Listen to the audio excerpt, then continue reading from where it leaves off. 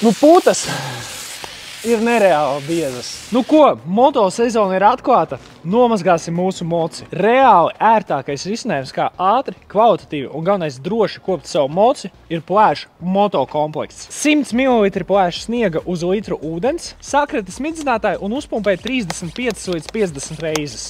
Un klājam virsū putas.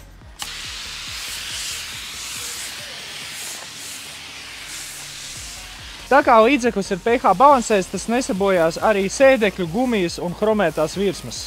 Ļautiem sākt iesūkties netīrumos apmēram 2 minūtes. Sniegs ir lubricēts un pH balansēts putu koncentrāts, vienlaikus arī šampūns, kas ir saudzīgs visām motocikla detaļām. Gan sēdekļiem, gan stūrei, gan chromētām detaļām, kas ar agresīviem tīrīšanas līdzekļiem var būt viegli sabojātas. Un tagad skalojam nost. Pirmā mazgāšanas fāze ir izdarīta, virsējie netīrumi ir nomazgāti. Ķeramies klāt pie kontaktmazgāšanas, bet pirms tam uzklājam vēlreiz sniegu. Sagatavo spainītī detailinga otu un mikrošķiedru mazgāšanas cimdiņu, pielējam klāt 50 līdz 70 ml plēša sniega uz 10 litriem ūdens. Visas glancētās virsmas, lai nesaskrāpēt, mazgā ar mikrošķiedru cimdiņu, bet vietās, kur ir grūtāk piekļūt, izmanto detailinga otiņu. Un tagad skalojam nost.